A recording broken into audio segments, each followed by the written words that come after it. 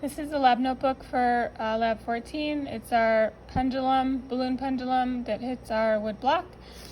The purpose of the lab is to investigate work done by the pendulum and by the two object system with friction.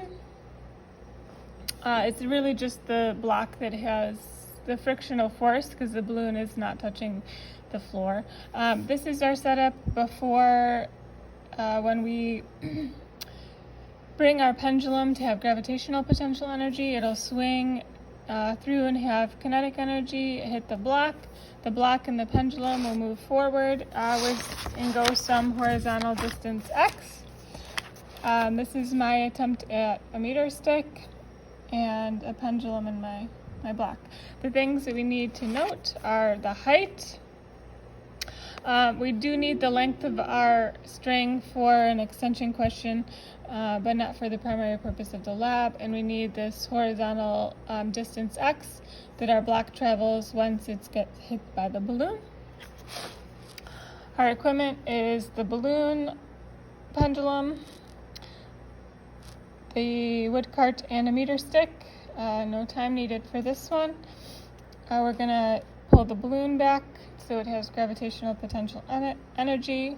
We have to pull it back to the same place each time, the same vertical height each time, so we have reproducible data at height h.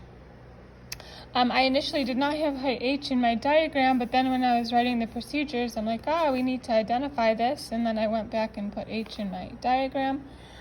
This is often true when you are doing an FRQ. If you're not sure how to approach it to begin with, if you continue reading or if you start writing your procedures, you can go back to the earlier part of the FRQ and answer whatever the previous section was. Anyway, so we are going to record how much distance x that our box travels once it gets hit by the balloon pendulum. And we're going to do this 3 more times for a total of 4 trials to reduce uncertainty in our data.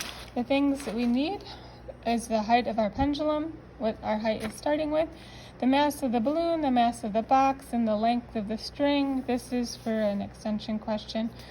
And then for our trials, this distance x, and then we're going to take the average distance for our calculations. So our calculations are going to include using conservation of energy to get the speed of the balloon before the collision.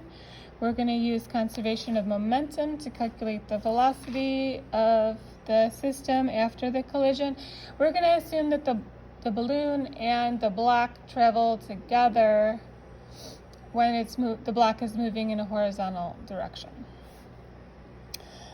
And we're going to use work energy theorem to calculate the work done by friction on the wood block. It'll eventually come to rest. And for 4, we're going to draw a free body diagram and calculate the magnitude of our frictional force using our sum of forces equations. And then the last thing we're going to do is calculate mu. This is our objective. I should have led with this. We're going to calculate the coefficient of friction, kinetic friction, between our block and our floor. This is our objective. So you should have 5 calculations. Our extension question, because I just can't help myself, is what is the tension in the string right before the collision? This is when the balloon is hanging vertically, and of course it's moving in centripetal motion, so we need to apply those equations. All right, data for this is,